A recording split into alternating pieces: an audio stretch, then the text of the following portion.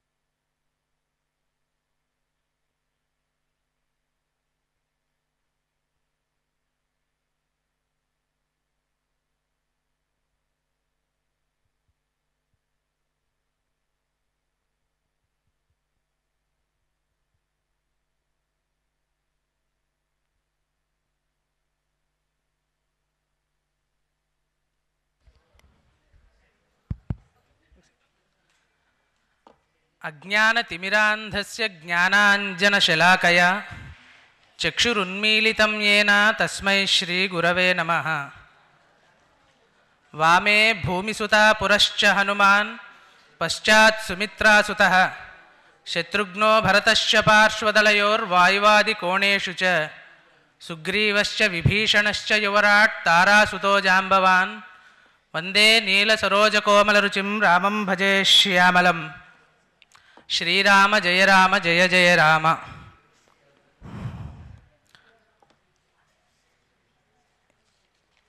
ఈ వారధి కాన్క్లేవ్లో భాగంగా నేను తీసుకున్నటువంటి విషయం రెస్పెక్ట్ హర్ బౌండరీస్ సా తస్యాహ సీమానాం ఆదరః కరోతి. దశపుత్ర సమాకన్యా దశపుత్ర ప్రవర్ధయన్ యత్ఫలం లభతే మర్త్యాత్ తల్లభ్యం కన్యైక్యయా. అస్మాత్ శ్లోకాత్ భారతీయ సనాతన ధర్మే స్త్రీణాం గౌరవం వయం జానీమః. దశపుత్ర సమానా ఏకా పుత్రి తాదృశీ ఉన్నతా భావన అస్మాభిః సర్వదా పాలనీయం. ఇతిహాస పురాణేషు ఆదర్శ మహిళానాం కన్యానాం చరితం బహూత్ర వర్ణితం. శ్రీమద్ రామాయణే వాల్మీకినా విరచిత ఉదాహృతః కుశనాభస్య శతపుత్ర్యాణాం ఏవం జనకస్య పుత్రి జానక్యాః ఆదర్శజీవనం అస్మాకం సర్వదా అనుసరణీయం. ఏతే వాయునా రావణేన బహుప్రలోభ్యమానా చేదపి తాభిః సీమోల్లంఘనం న కృత్వా తే జీవితం యాపితవంతాః. ఏతస్మిన్ విషయే పరిశోధం కర్తుం అవకాశः దత్తవద్భ్యः వారధి సమూహానాం కృతే ధన్యవాదాన్ వ్యాహరామి. బాలకాండే 32-33 సర్గయోః కుశనాభస్య శతపుత్రికాణాం ఉన్నతం చరితం వర్ణితమస్తి. బ్రహ్మాత్మజः కుశస్య పౌత్ర్యः కుశనాభస్య పుత్ర్యాः శతపుత్ర్యాः సంతి. తస్య శతపుత్ర్యాः కుశనాభः ఘృతాచీం వివాహం కృతవాన్. తయోః దంపత్యోః శతపుత్రికాः జాతः. తాः ఏకదా ఉద్యానే విహరంతి. తస్మిన్ సమయే అనిలः విద్యుల్లతా ఇవ భాసమానాः కుశనాభస్య పుత్రీం దృష్ట్వా ముహిత్వా వివాహం కర్తుమైచ్చత్. తదా వాయుః తాః ప్రతి అహం వా కామయే సర్వా భార్యా మమ భవిష్యత మనుష్యస్త్యజ్యతాం భావో దీర్ఘమాయురవాప్స్యథ. చలం హి యౌవనం నిత్యం మానుషేషు విశేషతః అక్షయం యౌవనం ప్రాప్త అమర్యశ్చ భవిష్యథ. అహం భవతీః వివాహం కరిష్యామి. మాం వివాహం కరోతి చేత్ భవతీం యౌవనం శాశ్వతం భవతి అమరాంగనాః భవంతి దివ్యత్వం ప్రాప్నుయాత్. ఏవం బహువరాన్ దదామి ఇతి ఉక్త్వా చేదపి తాః తిరస్కృతాః. తదా తే పితా మే ప్రభురస్మాకం దైవతం పరమం చ సః యస్య నో దాస్యతి పితా स नो भर्ता भविष्यति कुशनाभसुता देव समस्ता सुरसत्तमा स्थानाच्चावयितुं देवं रक्षामस्तु तपो वयं। हे मरुद्देव, मम पिता यं सूचयति तमेव विवाहं कुर्मः। भवन्तम् अधुना एव तव स्थानाच्युतं कर्तुम् अस्माकं शक्तिरस्ति, परन्तु पितृवचन निर्देशात् रक्षणार्थं भवतः पदाच्युतात् न करिष्यामि इति उक्तवत्यः। क्रुद्धः वायुः तासां कुब्जरूपिणः कृतः। कृशाङ्गिनाः ताः पितुः सकाशं गतवत्यः। केन कुब्जः कृतः इति कुशनाभः अपृच्छत्। तदा ता वायुना कृतः इत्यवदत्। तस्यां क्षमां दृष्ट्वा कुशनाभः अलङ्कारो हि नारीणां क्षमा तु पुरुषस्य वा क्षमादानं क्षमा सत्यं क्षमा यज्ञाश्च पुत्रिकाः क्षमा स क्षमा धर्मः क्षमायां विष्टितं जगत् इत्युक्तवान्। अनन्तरं तां ब्रह्मदत्तं दत्वा ब्रह्मदत्तेन सह विवाहं कृतवन्तः।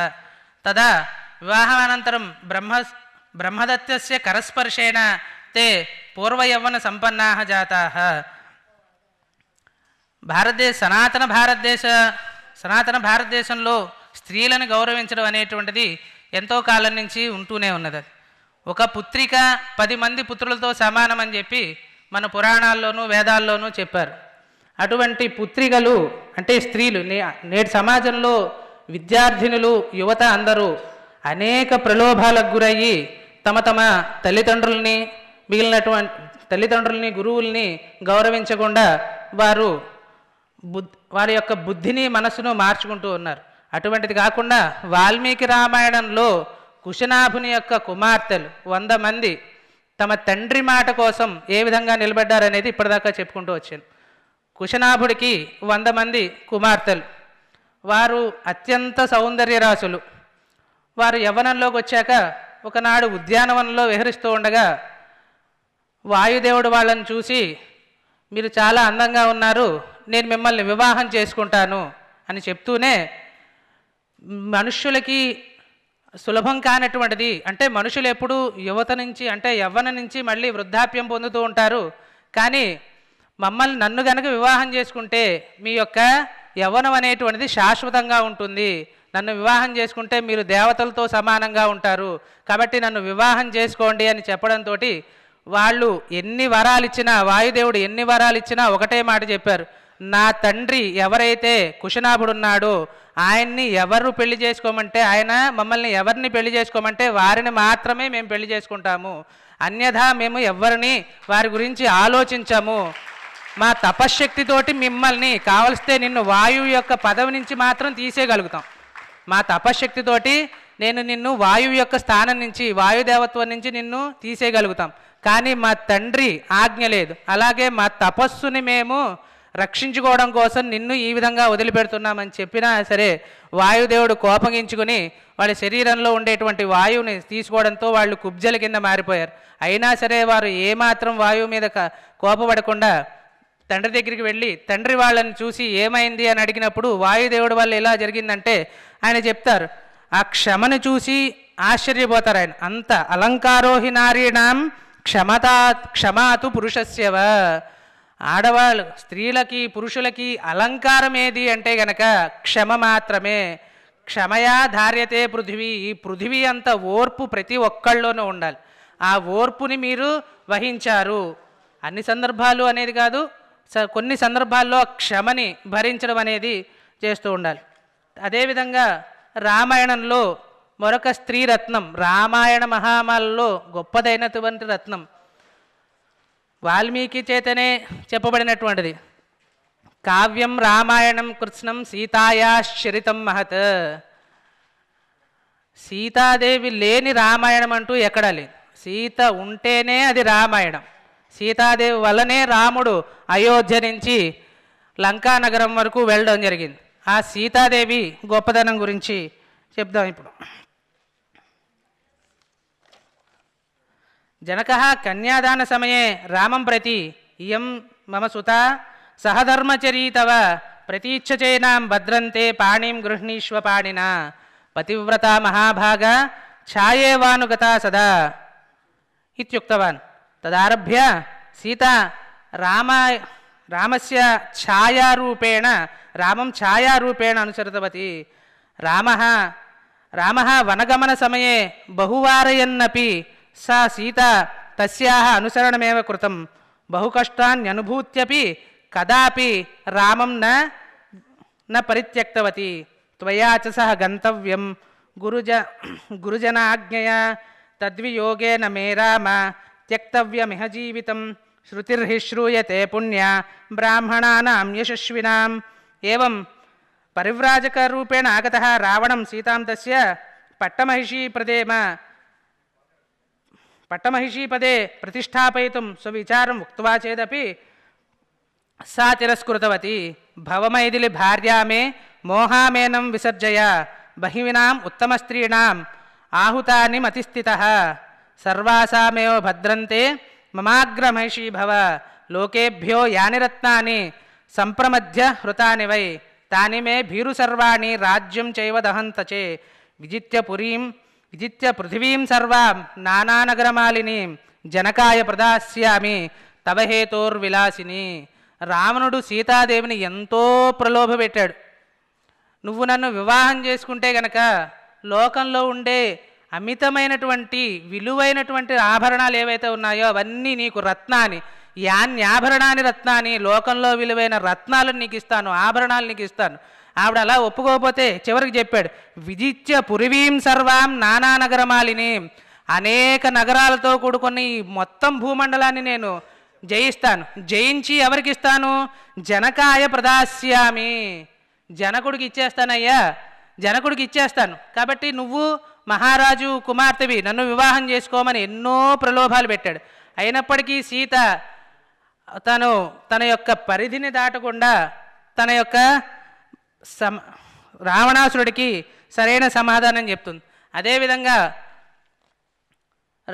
సుందరకాండలో ఆంజనేయ స్వామి సీతాదేవిని చూసిన తర్వాత ఇన్ని కష్టాలు పడుతున్నావు కదా తల్లి, నిన్ను తీసుకువెళ్ళిపోతాను, నేనే నా వేపు మీద కూర్చోండి, నేను మిమ్మల్ని రాముడి దగ్గరికి తీసుకువెళ్ళిపోతాను అనేటప్పటికీ ఆవిడ ఒక మాట చెప్తుందన్నమాట. అది భర్తుభక్తి పరస్కృత్య రామాదన్యస్య వానర నస్పృశామి శరీరంతు పుంసో వానరపుంగవ యదహం గాత్ర సంస్పర్శం రావణస్య బలాద్గత అనీషా కిం కరిష్యామి వినాథ వివశాసతి. ఎవరొచ్చినా సరే రాముణ్ణి తప్ప అన్య పురుషుడను పరపురుషుడిని నేను ఎప్పుడూ స్పృశించను. బలవంతంగా రావణాసురుడు తీసుకొచ్చిన సమయంలో ఆయన నన్ను స్పృశించాడు తప్ప నా ప్రయత్నం లేనిదే నా శరీరాన్ని ఎవరూ తాకరు. అంత గొప్పదైనటువంటి ఎన్ని ప్రలోభాలు గురి అయినప్పటికీ ఎన్ని సాక్షాత్ హనుమంతుల వారు తీసుకువెళ్తానన్నా సరే మాత్రం ఏమాత్రం చలించకుండా ఆవిడ తమ యొక్క సీమలని తమ యొక్క పరిధిని ఏ విధంగా గౌరవించింది. ఇలాగే ప్రతి ఒక్కరూ చాలామంది చెప్తూ ఉంటారు నా స్త్రీ స్వాతంత్రం అర్హతి అనేది మీ దాంట్లో చెప్తూ ఉంటారు కదండి. స్త్రీకి స్వాతంత్రం ఉండదు కదా అని మీరు చెప్తూ ఉంటారు కదా, అది ఎలా ఒప్పుకుంటాము అనేది. భారతీయ సనాతన ధర్మంలో ఎక్కడైనా చూడండి, కావ్యాల్లో ఎక్కడైనా స్త్రీ రత్నము అనే ఉదహరిస్తూ ఉంటారు. ఈ రత్నాన్ని మన ఇంట్లో ఒక డైమండ్ ఉంది, దాన్ని ఎక్కడ పడితే అక్కడ తిప్పేస్తూను ఎక్కడ పడితే దాన్ని అక్కడ ఉంచుతూ ఉంటామా చెప్పండి? లేదు, ఎక్కడా ఉంచాం. మన ఇంట్లో మనం భద్రంగా చూసుకుంటూ ఉంటాం.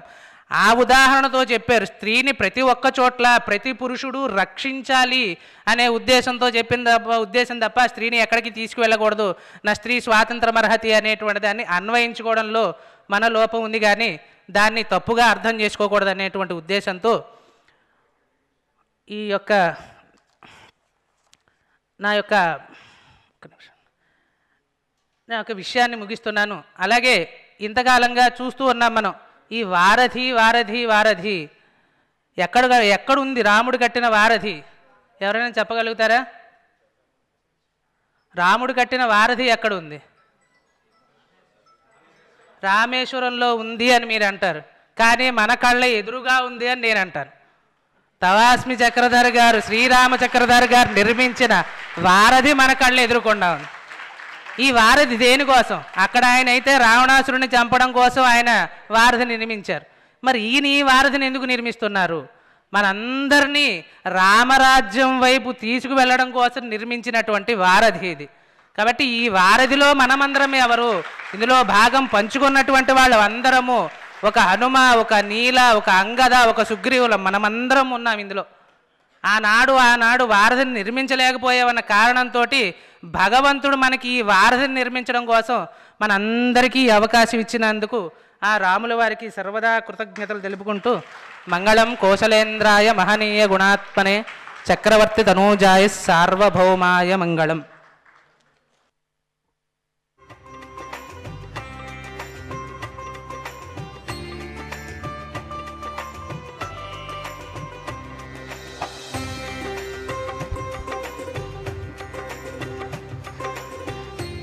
స్త్రీకి మన సనాతన సంస్కృతి ఎంత ఔన్నత్యాన్ని ఇచ్చిందో చక్కగా వివరించిన రవితేజ గారిని సత్కరించవలసిందిగా నారాయణం కుటుంబ సభ్యులు నవీన్ గారిని కోరుతున్నాం.